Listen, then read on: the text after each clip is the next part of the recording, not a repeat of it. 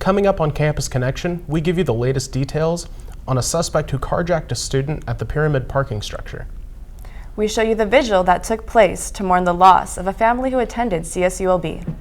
And we take a look at the 23rd Annual Long Beach Veterans Day Parade.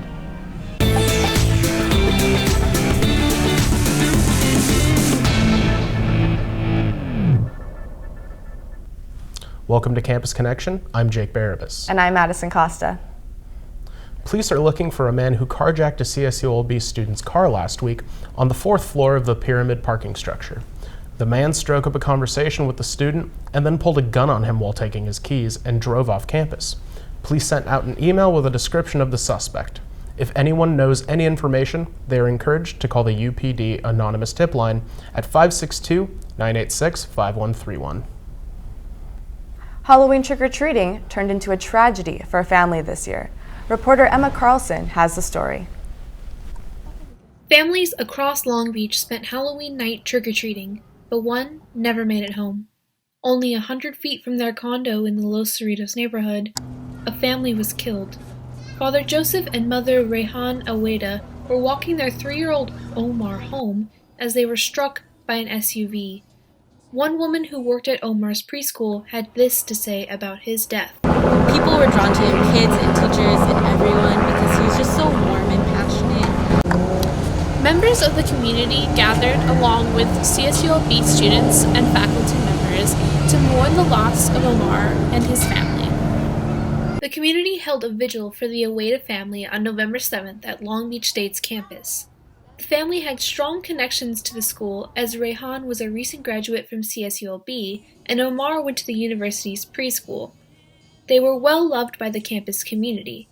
One of Rehan's past professors had this to say about her impact. A person who was very big on social justice. She was really passionate about helping people and children.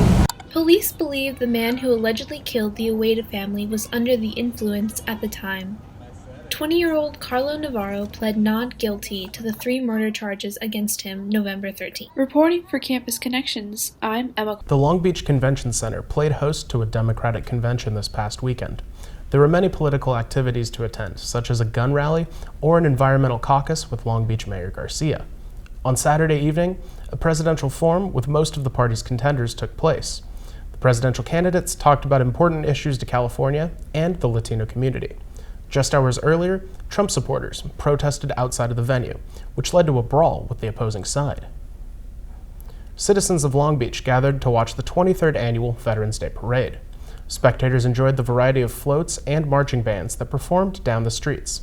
Reporter Adam Gillis tells us more about the parade.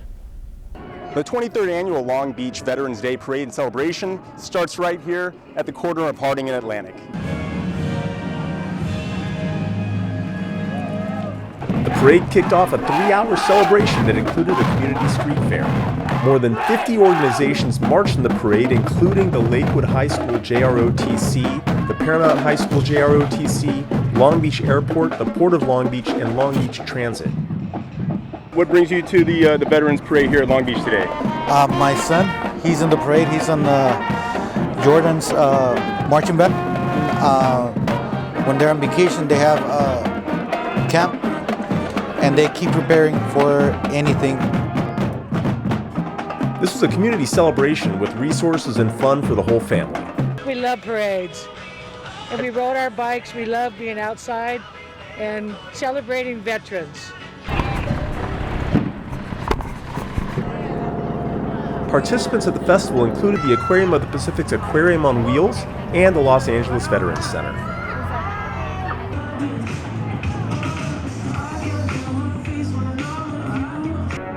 Here at Atlantic and Harding in Long Beach, for Campus Connection, I'm Adam Gillis.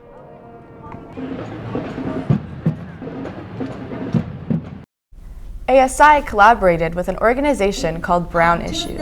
It's a pop-up at the USU. Brown Issues is an organization that focuses on finding solutions for the problems the Latino community experiences in the U.S. They address topics such as immigration, policies, and education. Brown Issues also fights to give a voice to those who are underrepresented. The purpose of the pop-up is to bring awareness and to help create healthier communities. Hundreds of Los Angeles students walked out of class this past Tuesday to protest the possible cancellation of DACA. Reporter Sonia de los Santos gives us more details. Hundreds of Los Angeles high school students, some carrying colorful signs that read, "Rise for DACA," walked out of class and headed to downtown LA to show their support for DACA recipients. Citizenship, we've already seen how successful the program has been. Now, if we get an actual pathway to citizenship, it's only a way up from here. The Supreme Court is set to decide whether the Trump administration can shut down the DACA program. The program is meant to help immigrant students under the age of 31 who were brought to the U.S. as children below the age of 16. On the line, our people, our friends, our community, we're standing for them. Basically, here's home for them, and here's home for all of us, and we're fighting for the laws to be implemented. End of DACA would have serious consequences for DACA recipients. Today, the Supreme Court will be hearing arguments that could determine the future of the dreamers. Recipients can lose their Social Security, driver license, work permit, and protection from deportation, among other things. I'm Sonia de los Santos, Campus Connection. Coming up after the break, we take a look at homecoming and all the festivities that took place. We learn the do's and don'ts of online dating. And we dive into Tech Day to learn more about the new innovations and services on campus.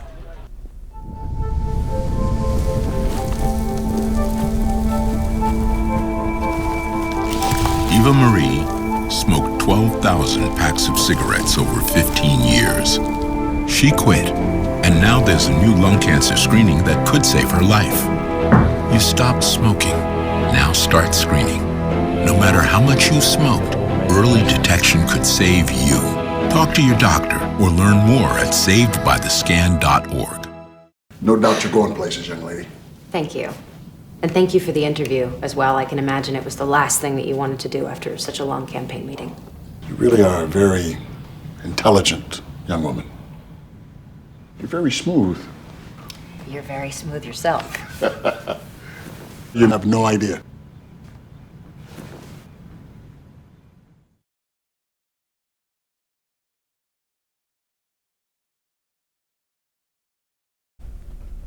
Welcome back from the break. This year's homecoming celebrated the 25th anniversary of the Walter Pyramid, where students and alumni came together to enjoy the doubleheader women's and men's basketball games. Reporter James Williams gives us the details. The homecoming event coincided with the men's and women's basketball game and also featured face painting, drawings, free pizza, and more on the top floor of the venue. When you think of homecoming, you might start thinking about football. But Cal State Long Beach doesn't have a football program and hasn't had a football program since the early 90s. So they center their homecoming festivities right here in the Walter Pyramid for the early part of the basketball season, where the men and women's basketball team had a successful weekend, winning their home openers. One tradition remained the same, and that was the crowning of the homecoming royalty. I'm proud. I am so happy I was able to represent all my communities, being gay, being gender fluid, being Asian.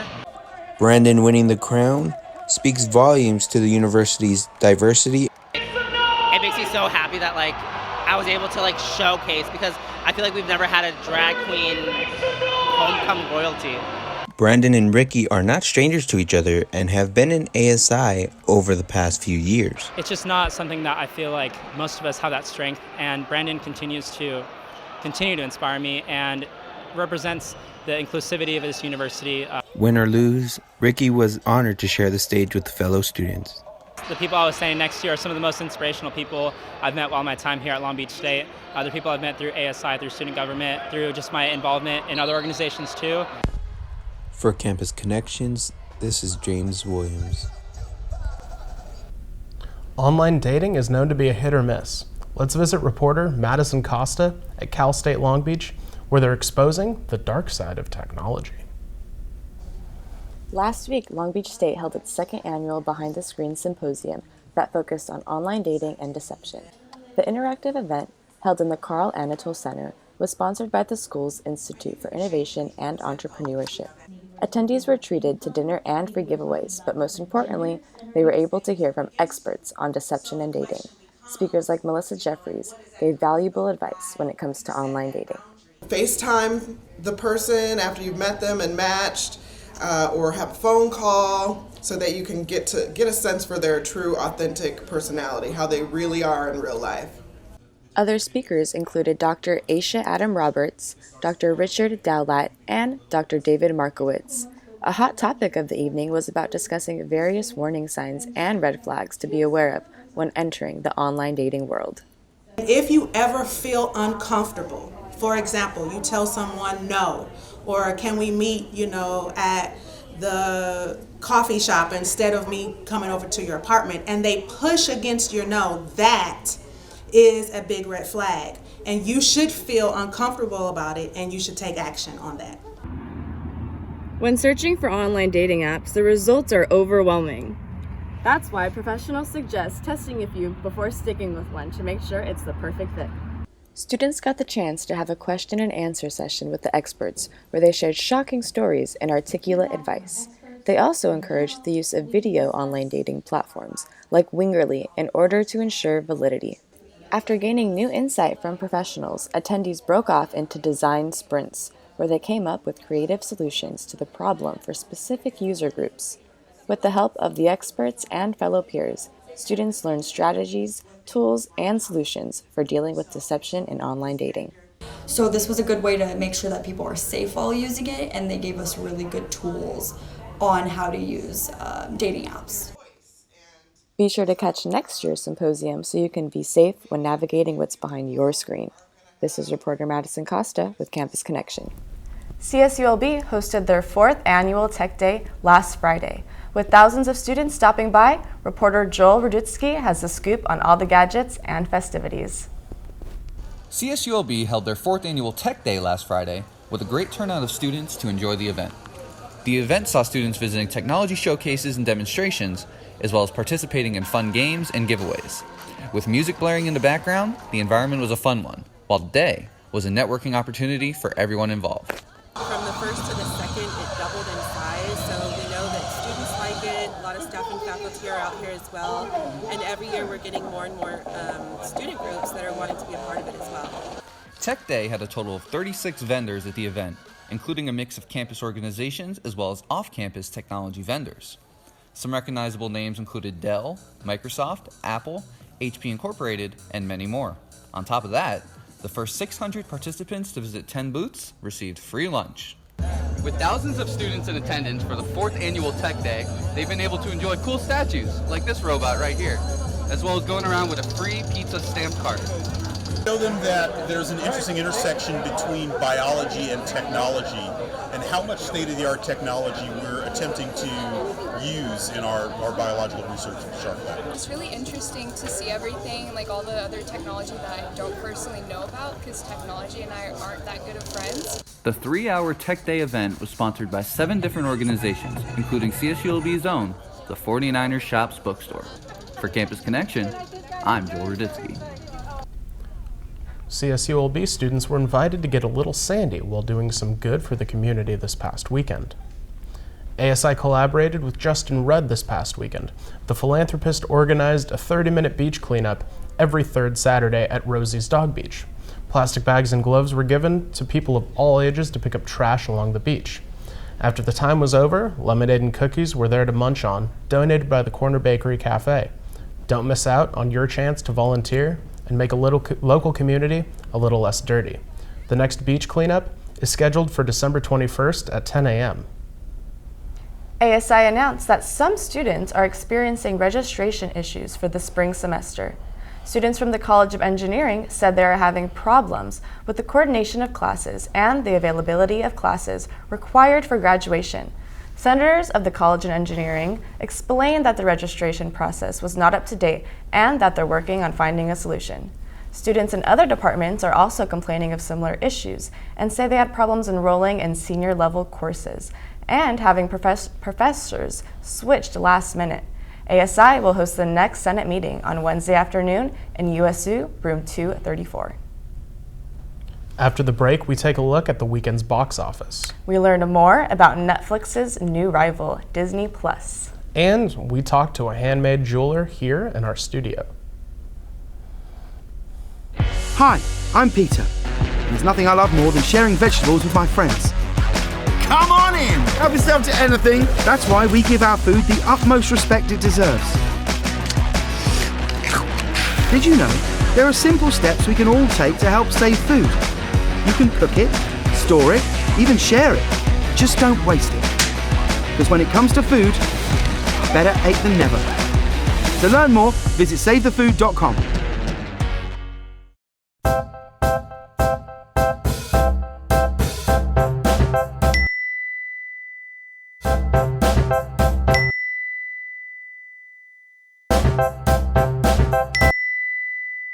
Planning the right amount of food is hard.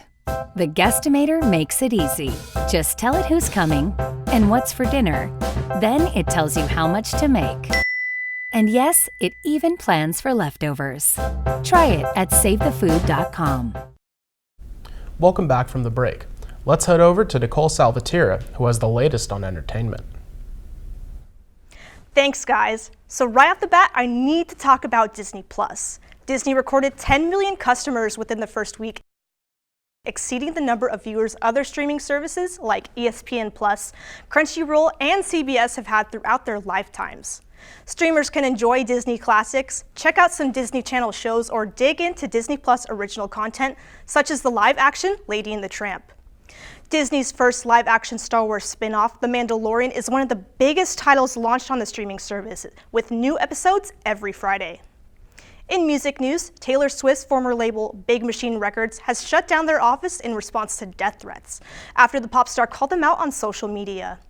Swift publicly announced her conflict as her former label banned her from performing her old songs at the American Music Awards, where she is receiving the Artist of the Decade award. Fans and fellow artists like Selena Gomez support Swift for pointing out this flaw in the music business. Be sure to check out the AMAs on Sunday, November 24th to see her and many of your favorite artists perform. It was a mixed weekend at the box office for moviegoers. First up, The Good Liar, starring Helen Mirren and Ian McKellen, had an underwhelming release despite the star-studded cast, scoring a 63% on Rotten Tomatoes. Next up, we have our box office bomb, which was Charlie's Angels, directed by Elizabeth Banks. The film brought in a measly $8 million opening weekend, with many critics saying it's too soon for another reboot of the franchise. Banks fired back at critics on Entertainment Weekly by saying, "You've had 37 Spider-Man movies and you're not complaining."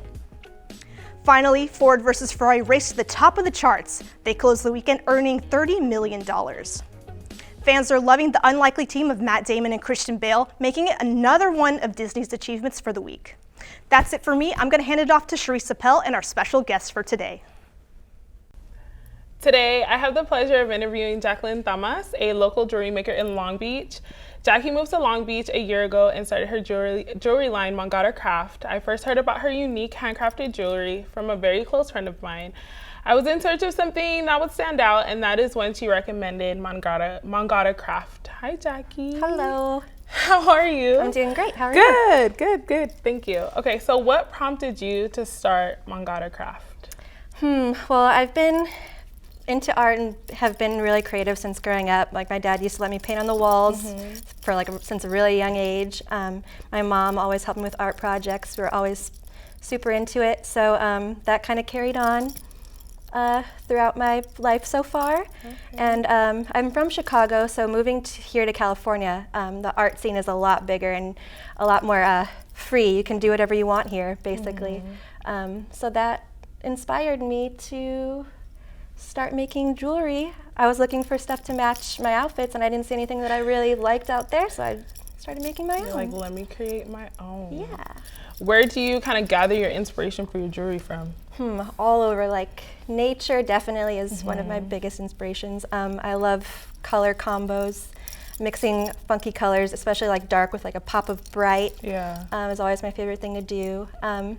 My friends inspire me all the time, all their different styles. I like to have like different styles on on my pieces that can match anybody. Okay, I see you brought some of your jewelry. I did. Can you go ahead and kind of show me some of it? So these are definitely one of the faves here. They are like embossed leather, and I put some gold dust on them here. I have also some really cute little rainbows that are super popular for festivals and stuff like that. A lot of people like them for that. And then I also have like the little stud earrings that are also really good. My job, I can't wear my big earrings for my job, so I made smaller ones. Okay, too. cool. And how long does it usually take you to like craft these to create your earrings? Ooh, it depends. Like the ones with the smaller beads sometimes can take, because I hand sew them, so they can take up to like 3-4 hours, but usually I just put on a nice podcast or stand-up comedy and just go away at it, and next thing I know it's like 9 p.m. Alrighty, if we want to get a hold of you to purchase some of these, where can we reach you at?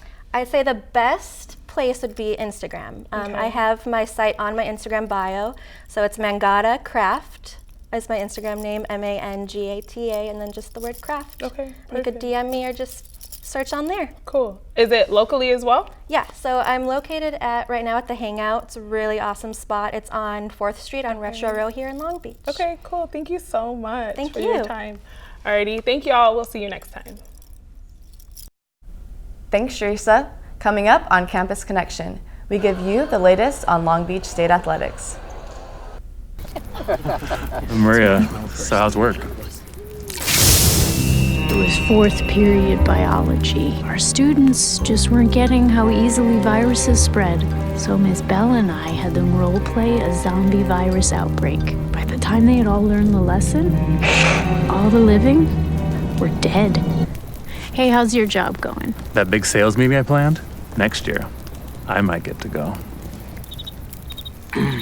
Cool. 150 over 90. 180 over 111. 160 over 110. I had a stroke. This is what high blood pressure looks like. You might not feel its symptoms, but the results from a stroke are far from invisible or silent. If you've come off your treatment plan, get back on it, or talk with your doctor to create an exercise, diet, and medication plan that works for you. Go to loweryourhbp.org. If I would have followed a treatment plan, I would not be in this situation. The Walter Pyramid played host for festivities this past weekend. We'll send it over to Richard Mejia, who has the latest on Long Beach State athletics. Thanks, Jake. Long Beach State held its annual homecoming celebration with a basketball doubleheader. Reporter Mark Lindahl has more on the action. Both the men's and women's basketball teams took to the Walter Pyramid in a new setting for homecoming this year, with a doubleheader featuring both squads. The women began the day against Westcliff University, easily coasting to a 94-47 victory, behind the strong play of freshman Kristina Jeskova, who made her mark on the game, racking up 3 steals in a row and providing plenty of energy for the team. Sophomore guard Shanasia Davison led the Beach with 21 points, as every member of the team got to see playing time in front of the home crowd. We call her KJ, but since Christina has stepped on campus, she's just been a ball of energy. The young lady, she just works, and she just has that hard hat mentality, and I started her tonight because she goes hard. The women's basketball team won in blowout fashion against Westcliff, and now the men will look for revenge against the University of San Diego after losing 74-70 last season. Chance Hunter exploded onto the scene against UCLA last Wednesday. Will he be able to do it again?